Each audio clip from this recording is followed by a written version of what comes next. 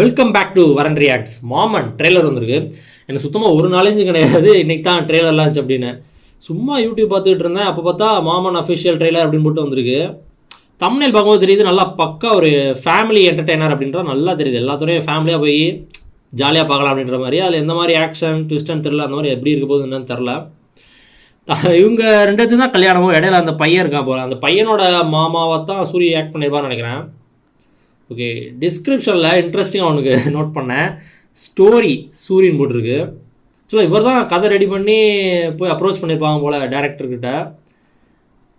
அது ரொம்ப என்ன சொல்கிறது, சர்ப்ரைசிங்காக இருந்துச்சு சொல்கிறதா, ஷாக்கிங்காக இருந்துச்சு சொல்கிறா, வித்தியாசமாக இருந்துச்சு. ஸ்டோரிலாம் ரெடி பண்ணி கொடுக்குறாரா அப்படின்ற மாதிரி. Okay, music Hesham Abdul Wahab. இவர் டெபியூட் மியூசிக் டைரக்டரானு தெரில. Written and directed by Prashanth Pandiraj. ஆக்சுவலாக ஆஃப்டர் விடுதலை நான் சூரியோட எல்லா படங்களுமே ஃபாலோ பண்ணிட்டு தான் இருக்கேன். இன்டெப்த்தாக யார் காஸ்ட் அண்ட் க்ரூ அந்தளவுக்குலாம் நான் கவனிச்சதில்லை. பட் அவரோட படங்கள் இப்போ எக்ஸாம்பிளுக்கு நம்ம இப்போ டேரக்டர் மூவிஸ் அப்படின்னு சொல்லி ஒரு சில டேரக்டரோட படங்கள் அவங்க டைரக்ட் பண்ணாலே படம் பார்ப்போம்ல. எக்ஸாம்பிளுக்கு வெற்றிமாறன். அந்த மாதிரி ஆக்டர்ஸ் அப்படின்னாலே அவங்க ஆக்ட் பண்ணாலே நான் அந்த படம் பார்ப்பேன் அப்படின்ற மாதிரி ஒரு சில ஆக்டர்ஸ்லாம் இருப்பாங்களே. அந்த லிஸ்ட்டில் இப்போ வந்து சூரியுமே ஆட் பண்ணியாச்சு. நான் ஆஃப்டர் விடுதலையிலேருந்து ஆட் பண்ணியாச்சு. சூரி அவர் ஆக்ட் பண்ண படங்கள் எல்லாமே நான் பார்ப்பேன் அப்படின்ற மாதிரி. ஸோ ஜென்ரலாகவே நான் எல்லா படங்களும் பார்ப்பேன். ப்ளஸ் இந்த மாதிரி ஒரு லிஸ்ட்டுமே இருக்கும்ல, எல்லாத்துக்குமே இருக்கும்னு நினைக்கிறேன். ஓகே, நம்ம மாமன் ட்ரெய்லருக்குள்ளே போயிடலாம். ஸோ மண்டாடி அப்படின்னு சொல்லி அதோட ப்ரெஸ் மீட் ஒன்று நடத்தினாங்க. மண்டாடி அப்படின்னு சொல்லி அனௌன்ஸ் பண்ணாங்க. போட் ரேஸ் அந்த கான்செப்ட் எடுத்து அவரே சொல்லியிருப்பார். அது வந்து நான் இங்கே தான் இருக்கேன், ஆனால் இந்த மாதிரி ஒரு ரேஸ் விளையாட்டு இருக்குன்னு எனக்கு தெரியாது அப்படின்ற மாதிரிலாம் சொல்லியிருப்பார். அவங்க ஊர் பக்கத்தில் சொல்லியிருப்பார். ஏதோ இவ்வளோ கிலோமீட்டர்ஸ் தான் டிஸ்டன்ஸ் இருக்குது, இங்கே ஊரில் நடத்துகிறாங்க அப்படின்னு சொல்லி அதை பேஸ் பண்ணி ஒரு படம் பண்ணிட்டுருக்காங்க, மண்டாடி அப்படின்னு சொல்லி. பார்ப்போம். அதுவுமே ஒரு இன்ட்ரெஸ்டிங்கான கான்செப்டாக தான் இருக்குது. அதுவுமே நம்ம செக் பண்ணலாம். இப்போ வந்து மாமன் ட்ரெய்லருக்குள்ளே போயிடலாம்.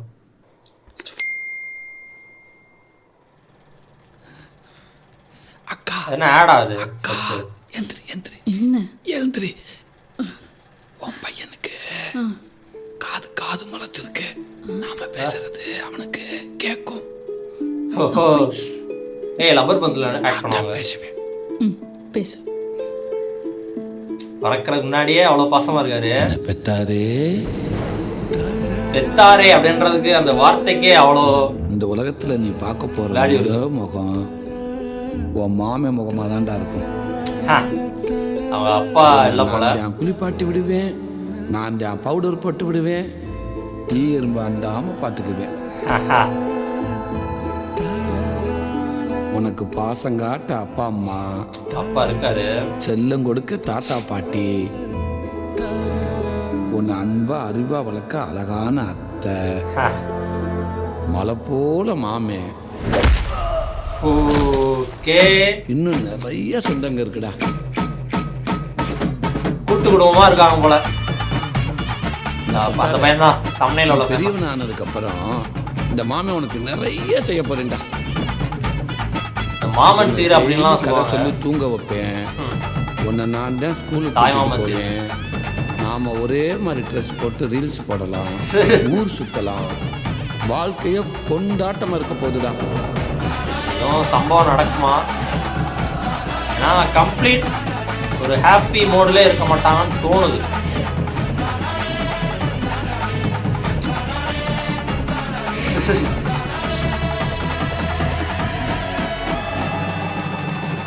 ஓகே ஓகே ஓகே, ஏதோ பிரச்சனை ஆயிடுச்சு. என்ன சண்டை வந்தாலும், குடும்பமே ரெண்டா பிரிஞ்சாலும், யாரு யாரை விட்டு போனாலும், நான் உன்னை மட்டும் விட்டு போயிடவே மாட்டேன்டா.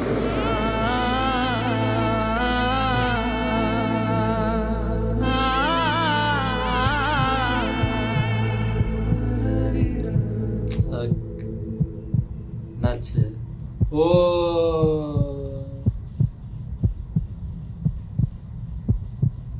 செம்ம ஷாட்டுங்க அது.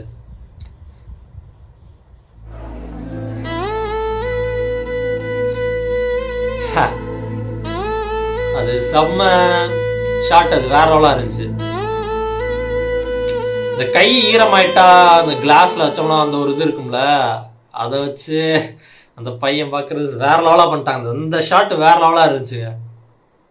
அதான் நான் வந்து வெளியில இருந்து எதுவும் ஆளுங்க வந்து எதுவும் பிரச்சனை பண்ணிடுவாங்களோ அந்த பையனுக்கு அப்படின்ற மாதிரி அதுக்காக ப்ரொடெக்ட் பண்றதுக்காக ஒரு இருப்பார் அப்படின்ற மாதிரி ஒரு கெஸ் பண்ணி வச்சிருந்தேன்.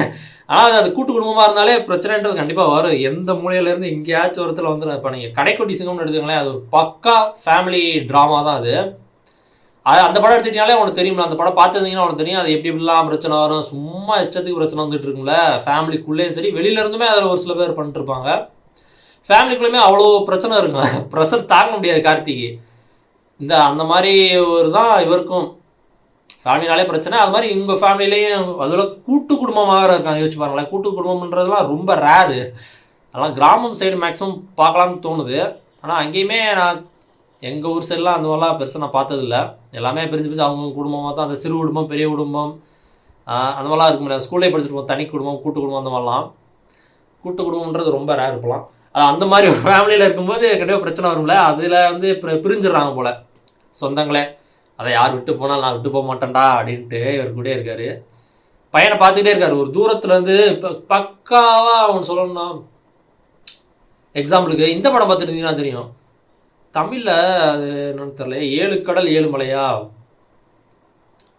இந்த படம் கிடையாது. இவர் ராம் ஆக்ட் பண்ண எடுத்திருக்காருல, டைரக்ட் பண்ணியிருக்காருல, சூரியும் நிவின் பாலியும் வச்சு, அந்த படம் கிடையாது.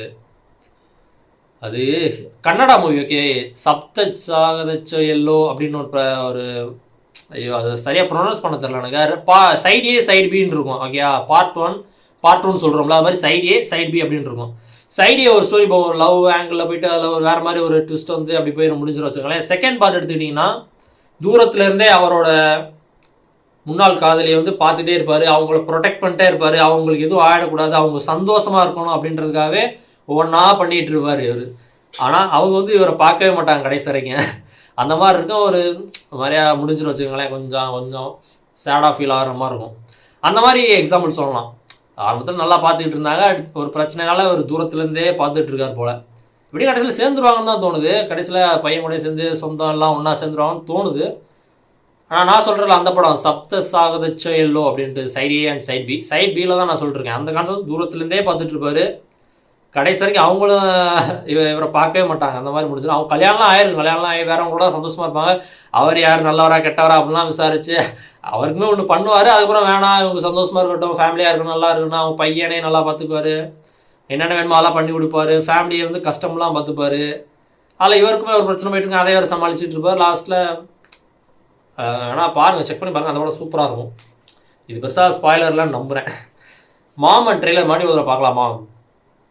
ஏன்னா பார்க்க தேவையில்லன்னு தோணுது. ஏன்னா அந்தளவுக்கு இந்த ஒரு தடவை பார்த்தாலே நான் அந்தளவு நல்லா புரிஞ்சுக்கிட்டேன்னு தோணுது எனக்கு. மாதிரி ஒரு தடவை பார்த்துட்றேன் இருக்கும்.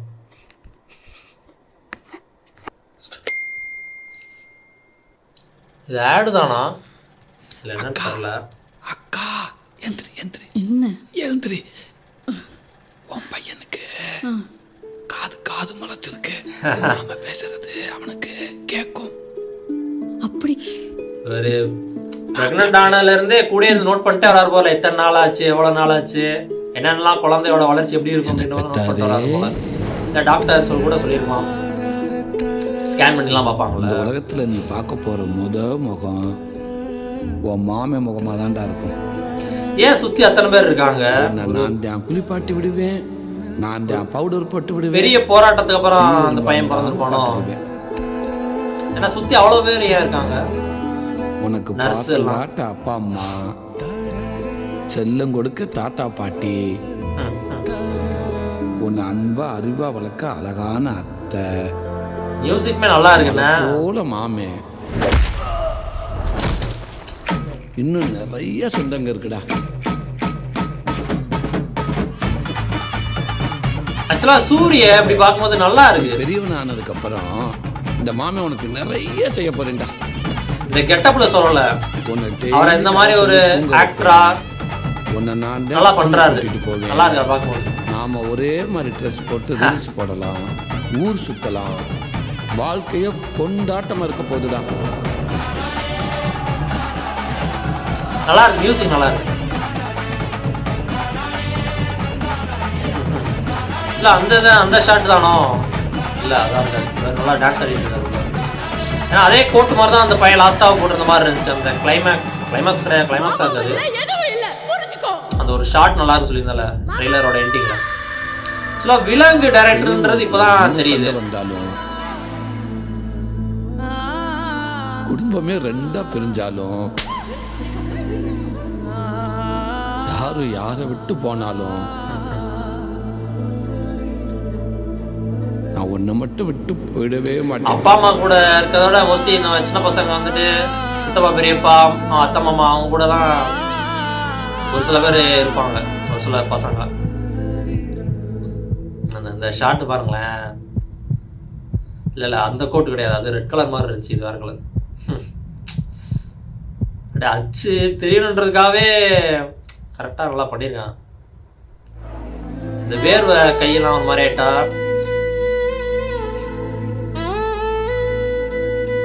மே 16th டிடி நெக்ஸ்ட் லெவல் அந்த ட்ரெய்லருமே பார்த்துருக்கோம். செம்ம ஃபன்னாக இருந்துச்சு. ஹை காலில் வேணால் தரேன் இல்லை இன்ஸ்க்ரீன்லேயும் வரும் செக் பண்ணி பாருங்கள். நிறைய படம் மே 1 நிறைய படங்கள் மே 16th நிறைய படங்கள் நல்ல நல்ல படங்களாக தான் பார்க்க முடியுது. ஓகே நைஸ் வேற லெவலுங்க. ஆல்ரெடியே எல்லாம் சொல்லிட்டேன் உங்களை புதுசாக என்ன சொல்கிறதுன்னு தெரில. செம்ம ஃபண்ணுங்க. சூரிக்கு இந்த படமும் ஒரு வெற்றி படமாக அமையட்டும். கொட்டுக்காளியை பொறுத்த வரைக்கும் அதில் எனக்கு ஒரு டிஃப்ரெண்ட் ஒப்பீனியன் இருக்குது. அது படமான்னு கேட்டிங்கன்னா படமா அப்படின்னு எனக்கு பெருசாக என்னால் எடுத்துக்க முடியாது. அது அதான் ஆர்ட் ஃபில்ம் அப்படின்ற ஒரு கேட்டகரிக்குள்ள தான் அதுவுமே வரும். நிறையா ஷார்ட்டு பார்த்தீங்கன்னா ஒரு சிலது எனக்கு புரிஞ்சு ஏன் வச்சுருக்கேன் அப்படின்னு சொல்லி இன்னும் ஒரு சிலதெல்லாம் எதனால் அப்படி வச்சுருக்காங்க. ஆனால் ஒரு மீனிங்ஃபுல்லாக தான் பண்ணியிருப்பாங்க. அது லேட்டராக தான் இன்டர்வியூவில் ஒரு சில பேர் பேசும்போது தான் தெரியுது. அந்த டைரக்டர் கூட சொல்லும்போது தான் தெரியுது. அந்த மாதிரி இருக்கிறதுனால தான் அது மோஸ்ட்லி கனெக்ட் ஆகும் போச்சு. அது மோஸ்ட்லி என்ன சொல்கிறது ஒரு vlog மாதிரி தான் எனக்கு ஃபீல் ஆச்சு. ரேண்டமாக ஒரு ஆங்கிள் இருக்கும் ஆனால் அதில் ஒரு டெப்த்தான ஒரு மீனிங்ஃபுல்லான விஷயங்கள் தான் டைலாகாகவும் சரியாக விஷுவலாகவுமே கன்வே பண்ணியிருப்பாங்க. அது உங்களுக்கு பார்க்கும்போது நிறைய பேருக்கு புரிய வாய்ப்பு இருக்குது. ஆனால் ஒரு சில இதெல்லாம் எனக்கு புரியலை. ஓகே அப்படின்ற மாதிரி தான் இருக்கும் அந்த படமே. ஆனால் பார்க்கலாம். ஓகே பார்க்கலாம். தேவைப்பட வேண்டிய படம் தான் அதுவும். நைஸ் வேறு லெவலுங்க இந்த ட்ரெய்லர். மாமன் ட்ரெய்லர் வேறு லெவல். தேங்க்ஸ் ஃபார் வாட்சிங். இந்த ஒரு பிடிச்சிட்டா like share comment and subscribe for more exciting content from வரான்.